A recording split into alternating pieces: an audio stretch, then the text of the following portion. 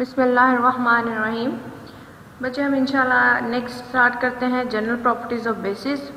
जो हमने कल एसिड्स था ख़त्म कर लिया था, उसके कंसेप्ट्स थे, सारे रिएक्शंस थे, वो सारे वहाँ तक अब ख़त्म हो गए। अच्छे तरीके से आप लोगों ने उन्हें प्रिपेयर करना है। अब हम इंशाल्लाह बेस वाला टॉपिक स्टार्ट करते हैं।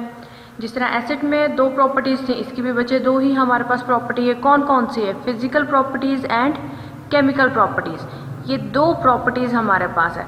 फिजिकल प्रॉपर्टीज़ इसमें उसी तरह आएंगी जिस तरह हमने चैप्टर के स्टार्ट में एसिड और बेस के थोड़े से कंसेप्ट्स पढ़े थे, वो फिजिकल वाले इसमें आ जाएंगे। केमिकल प्रॉपर्टीज़ अगर हम देखते हैं तो केमिकल प्रॉपर्टीज़ में इसके तीन किस्म के रिएक्शंस शो किए गए हैं। केमिकल प्रॉपर्टीज़ जहाँ भी आएंगी उस चीज़ से क्या मुराद है कि हम उस कंपाउंड से रिलेटेड उसके रिएक्शंस पढ़ेंगे। यहाँ बेस की केमिकल प्रॉपर्टीज़ से मुराद ये है कि बेस के सारे केमिकल रिएक्शंस हम देखेंगे। तीन किस्म के रिएक्शंस है। रिएक्शन विद एसिड, सबसे पहला क्या है? Reaction with acid. तो एसिड हम HNO3, H2SO4 इन एसिड्स के साथ एक के एसिड के साथ रिएक्शन देखेंगे। Reaction with ammonium salts, ammonium, बेटे अमोनियम याद रखो, NH हमारे पास 4, इसे हम अमोनियम का नाम देते हैं, उसके साल्ट्स होंगे। फर्दर डिटेल भी हम पढ़ते हैं। इसके बाद precipitation of hydro oxides, hydro oxide OH हमने आर्हीनियस कंसेप्ट उनमें पढ़ा था हाइड्रो ऑक्साइड के हवाले से।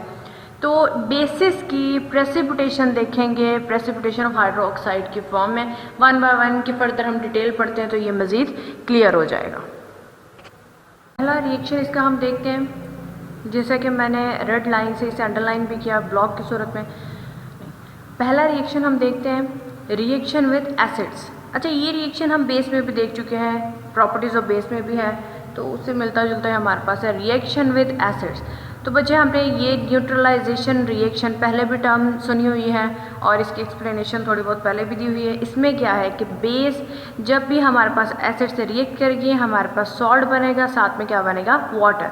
तो क्या ये बेस नहीं है? KOH, potassium hydro oxide base है। एसिड कौन सा है? Sulphuric acid. इन दोनों का जब भी रिएक्शन होगा हमारे पास सॉल्ट बनता है, साथ में वाटर। अब जिस तरह हमने पहले पॉजिटिव नेगेटिव के फॉर्म में देखे थे, इधर भी हम अगर उसी तरह देखना चाहें तो बेटे बेस में पोटाशियम के हमारे पास क्या मेटल नहीं है, तो मेटल है, पॉजिटिव है। और एसिड में हमेशा नेगेटिव किस पे होगा? SO4। तो पोटाशियम किसके साथ मिलेगा? SO4 के साथ। तो K2SO4 पीछे क्या बचा? यहाँ से OH, यहाँ से हाइड्रोजन, तो H2O। अच्छा, यहाँ पर इक्वेशन बैलेंसिंग भी है, जिस तरह 2KOH है, यहाँ 2H2O है। बेटे ये बेसिक कंसेप्ट कुछ और भी हैं, इसके थोड़े मेथड्स मज़ीद एक्सप्लेनेशन होती है, लेकिन आपकी बुक में फ़िलहाल है नहीं तो मैं यहाँ पर ये मज़ीद एक्सप्लेन कर नहीं सकती हूँ। आप लोग बस ये तो याद रखो कि नंबर ऑफ़ रिएक्टेंट्स और नंबर ऑफ़ प्रोडक्ट्स इक्वल होने चाहिए। देखो जिस तरह यहाँ पर पोटाशियम कितने हैं? 2, K2 है, तो इसलिए इसे इक्वल करने के लिए 2KOH के साथ क्या कर दिया है? 2। तो आप बाकी भी ऑब्जर्व करोगे सारे reactants, number of elements on both sides, left और राइट, सेम होंगे। अच्छा, न्यूट्रलाइजेशन रिएक्शन की आपको बहुत सारी जगहों पर डेफिनेशन नज़र आएगी। आपने प्रॉपर डेफिनेशन लिखनी है, वो आपको किसी ना किसी पोर्शन में से इस चैप्टर में से मिल जाएगी। When base react with acid it form salt and water, साथ में एक इक्वेशन लिखोगे और एक या दो जितनी आती है वो इक्वेशन आप लोगों ने लिखनी है।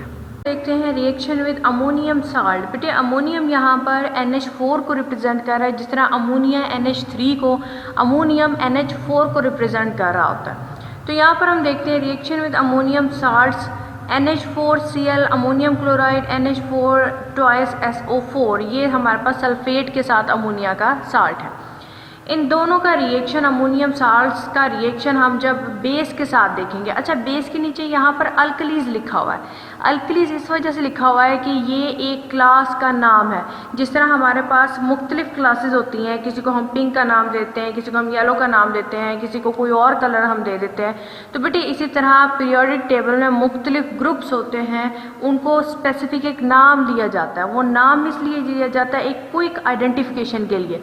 तो ये हमारे पास एक स्पेसिफिक ग्रुप के मेंबर्स हैं, सोडियम और या हमारे पास मेटल्स हैं, बेसिस हैं, जिन्हें हम अल्कलीज का नाम दे रहे हैं। कुछ अल्कली भी हैं, अल्कलाइन अर्थ मेटल्स भी हैं, इनके डिटेल इंशाल्लाह हम बेस की जब फर्दर आगे डिटेल पढ़ेंगे आ जाएंगी। तो फिलहाल यही याद रखो कि अल्कलीज बेस को रिप्रेजेंट यहाँ पर कर रही है। इन दोनों का जब हम रिएक्शन देखेंगे तो बेटे अल्मोनियम साल्ट और अल्कलीज के रिएक्शन से अमोनिया गैस रिलीज होती है। आपकी बुक में एक लाइन यही है, ये फर्दर अब रिएक्शंस को हम देखते हैं। NH4Cl, Cl पर हमेशा कौन सा चार्ज होता है? नेगेटिव। और NaOH में देखें तो Na पर कौन सा चार्ज होता है? पॉजिटिव। तो बेटे ये दोनों हमारे पास कंबाइन करके क्या बना देंगे? NaCl। ये हमारे पास अमोनिया गैस की फॉर्म में रिलीज हो जाएगी। पीछे हमारे पास क्या बचा है? NH4 में से तो NH3 निकल गया, H और यहाँ से OH, ये हमारे पास क्या बन जाएगा? वाटर। दूसरा रिएक्शन हम देखते हैं तो बेटे ये देखो आप, ये कैल्शियम पॉजिटिव, SO4 नेगेटिव, तो CaSO4। NH4 हमारे पास किस फॉर्म में प्रोड्यूस हो गया? NH3 की फॉर्म में, यहाँ से गैस लिबरेट हो गई अमोनिया गैस की फॉर्म में। जबकि बाकी OH और यहाँ से एक H किस फॉर्म में हमारे पास कन्वर्ट हो गया है? वाटर की फॉर्म में। तो इस तरह कुछ हिंट पॉइंट्स ध्यान में रखो और इन रिएक्शंस को याद करो। केमिकल प्रॉपर्टीज़ में प्रेसिपिटेशन ऑफ हाइड्रो ऑक्साइड। अब प्रेसिपिटेशन का क्या मतलब है बेटे? अक्सर हम वाटर में देखते हैं वो इनसॉल्युबल प्रेसिपिटेट्स, हमें ऐसे लग रहा है जैसे पानी में कोई चीज़ है तो जो वाटर में इनसॉल्युबल होती है और सॉल्युबल नहीं हो पाती है, as it is solid form में हमारे पास रहती है, उसे हम प्रेसिपिटेट्स का नाम देते हैं। अब यहाँ पर जो प्रेसिपिटेट्स बन रहे हैं वो हाइड्रो ऑक्साइड की वजह से बन रहे हैं, इसलिए प्रेसिपिटेशन ऑफ हाइड्रो ऑक्साइड। एक जनरल मैंने बेटे ऊपर इक्वेशन लिख दिया आपकी बुक में, ये एक वर्डिंग में है, मैंने बस एक वो लाइन में शो कर दिया, आप लोगों ने लिखना उसी तरह है जिस तरह आपने बुक में है। ये जस्ट एक हिंट पॉइंट अपने समझने के लिए लिख लेना बुक्स में। Salt of heavy metal.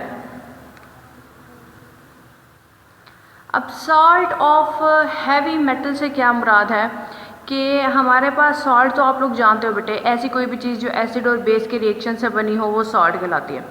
अब हैवी मेटल से क्या मुराद है? ऐसी मेटल हो जिसका एटॉमिक मास ज़्यादा हो। हम अगर बात करें सोडियम, पोटाशियम, ये हैवी मेटल्स नहीं है, इनके हमारे पास एटॉमिक मासेस कम है। जबकि कुछ बाकी मेटल्स जो हम फर्दर मूव करते हैं एक बी ब्लॉक की तरफ, हमारे पास बी ग्रुप की तरफ, तो उसमें हमारे पास कुछ ऐसी मेटल्स आ जाती हैं जिनके एटॉमिक मासेस ज़्यादा होते हैं। तो ये उन्हीं की बात है कि ऐसी मेटल्स हमारे पास जिनके एटॉमिक मासेस हमारे पास ज़्यादा हैं, उन्हें हम हैवी मेटल्स कहते हैं। हैवी मेटल्स के साथ का जब रिएक्शन होता है बेस के साथ, बेस को यहाँ अल्कलीज कहा जा रहा है, हम इंशाल्लाह एक शॉर्ट क्वेश्चन भी इससे रिलेटेड करेंगे, उसमें ये मज़ीद क्लियर हो जाएगा। इन दोनों का जब रिएक्शन होता है तो हमारे पास इनसॉल्युबल हाइड्रो ऑक्साइड्स बनते हैं। इसका क्या मतलब है कि उसमें OH होगा। पहली इक्वेशन हम देख लेते हैं कि उसकी क्या एग्जांपल है। जिस तरह देखो लिखा हुआ है बेटे CuSO4। CuSO4 हमारे पास कॉपर सल्फेट, इसका रिएक्शन जब बेस के साथ होगा NaOH तो हमारे पास कॉपर हाइड्रो ऑक्साइड बनेगा जो कि इनसॉल्युबल फॉर्म में होगा और इसका कलर क्या होगा? ब्लू। अब इसे याद किस तरह से रखना है बेटे? उसी तरह से SO4, इस पर कौन सा चार्ज होता है? नेगेटिव। कॉपर पर कौन सा होगा? पॉजिटिव। सोडियम पर पॉजिटिव, OH पर नेगेटिव। तो बेटे Na हमेशा किसके साथ हमारे पास मिलेगा? SO4 के साथ। और कॉपर पॉजिटिव किसके साथ मिलेगा? हाइड्रोक्साइड OH के साथ। तो CuOH ट्वाइस, साथ में Na2SO4। अब नेक्स्ट रिएक्शंस हम देखते हैं। सेम इसी तरह से हैं बेटे, बस मेटल्स चेंज हो रही हैं। हैवी मेटल्स हमारे पास बहुत सारी किस्म की हैं। जिस तरह पहला रिएक्शन हमारे पास किसका था? कॉपर का था। नेक्स्ट जिंक का है, नेक्स्ट आयरन का, लेड का, कैल्शियम का, एंड देन अगेन आयरन हमारे पास। वन बाय वन अब इनका रिएक्शन देखते हैं। अब यहाँ पर देखो जिस तरह जिंक क्लोराइड है हमारे पास, इसका जब NaOH के साथ रिएक्शन होगा बेटे, यहाँ पर ऊपर लिखा हुआ है इनसॉल्युबल हाइड्रो ऑक्साइड्स। और इनसॉल्युबल हाइड्रोक्साइड्स किसके बनेंगे? हमेशा हैवी मेटल्स के। तो एक बात तो बेटे याद रखो, जो भी मेटल है उसका हाइड्रोक्साइड के साथ बना के लिख दो। जिंक है और इसके साथ 2 क्लोरीन है तो बेटे यहाँ ZnOH ट्वाइस। यहाँ पर आयरन है, इसके साथ 3 क्लोरीन हैं तो FeOH थ्राइस। यहाँ पर लेड है और इसके पास 2 NO3 है तो PbOH ट्वाइस। यहाँ पर कैल्शियम क्लोराइड में 2 क्लोरीन है तो इसी तरह कैल्शियम हाइड्रो ऑक्साइड, यहाँ पर 2 हाइड्रोक्साइड लगा दो। यहाँ पर FeSO4 है तो बेटे SO4 के ऊपर मैंने हमेशा बताया 2 नेगेटिव चार्ज होता है, ये 2 बॉन्ड्स हमारे पास बना सकता है। इसी तरह FeOH हमारे पास क्या आ जाएगा? ट्वाइस। तो बेटे ये एक प्रोडक्ट तो आप बड़ी आसानी से लिख लोगे कि जो हैवी मेटल्स हैं हमारे पास उनके आपने हाइड्रोक्साइड्स बनाने। तो और इसमें ये भी आसानी, अगर ये वाली आप लोग आसानी से याद कर लेते हो तो उसी की नंबरिंग को देखते हुए कितने हाइड्रोक्साइड ऐड होने आप वो भी लिख सकते हो। SO4 जहाँ भी होगा तो वहाँ हाइड्रोक्साइड कितने कर दो? 2। बाकी यहाँ पर क्लोरीन 2 हैं तो हाइड्रोक्साइड भी 2, यहाँ पर क्लोरीन 3, हाइड्रोक्साइड भी 3, NO3 2 हैं तो यहाँ पर भी OH 2, Cl 2 हैं तो OH भी आपके पास 2 हैं। अब इसे बेटे देखो, ये सिर्फ आपको समझाने के लिए मैंने कुछ सर्कल्स ड्रॉ किए हैं। आपने अपने पेपर में लिखते हुए, ये याद करते हुए ये ड्रॉ नहीं करने, जस्ट आपने समझने के लिए देख लेना। बेटे ये देख लो, अब जितनी हमारे पास ये मेटल्स सारी की सारी हैं, ये सारी की सारी किसके साथ अटैच हो रही हैं? हाइड्रो ऑक्साइड के साथ। तो बेटे क्या यही चीज़ें मैंने कि आयरन और OH, कैल्शियम और OH, लेड और OH। तो ये तो आप आसानी से लिख लेना कि जितनी हमारे पास मेटल है वो सारी किसके साथ अटैच हो रही है? हाइड्रो ऑक्साइड के साथ अटैच हो रही है। अब बात आती है बैलेंसिंग आप किस तरह से करोगे। तो बेटे यहाँ पर देखो, जहाँ पर सल्फेट आ रहा था मैंने कहा था यहाँ पर OH आपने 2 लगाना है, तो इधर भी 2 लगा दो। यहाँ जिंक के साथ 2 OH है तो बेटे इधर भी 2, यहाँ पर प्रोडक्ट में 2 OH है तो इधर भी 2 लगा दो। तो इस तरह बेटे कुछ हिंट पॉइंट्स रखते हुए इनको याद करो अच्छे तरीके से। इसके बाद आप लोगों ने इनके कलर्स भी याद करने हैं। आप लोग ये देख लो वाइट कलर किन किन के हैं, तो पहले वो याद कर लो। आप देखो हमारे पास COH ट्वाइस का वाइट है और लेड OH ट्वाइस का वाइट है, जिंक OH ट्वाइस का वाइट है। तो 1 2 3 इनके तो आपके पास वाइट ही हैं। इसके बाद FeOH ट्वाइस और FeOH थ्राइस। बेटे आयरन हमारे पास वेरिएबल वैलेंसी शो करता है, ये आगे आप जब फर्दर डिटेल पढ़ोगे आएगा। आयरन हमारे पास 3 भी बॉन्ड्स बना सकता है, 2 भी बना सकता है। तो सबसे पहले आप लोग आयरन के दोनों के कलर्स याद करना है। इसके ब्राउन है, इसका क्या है? Dirty green.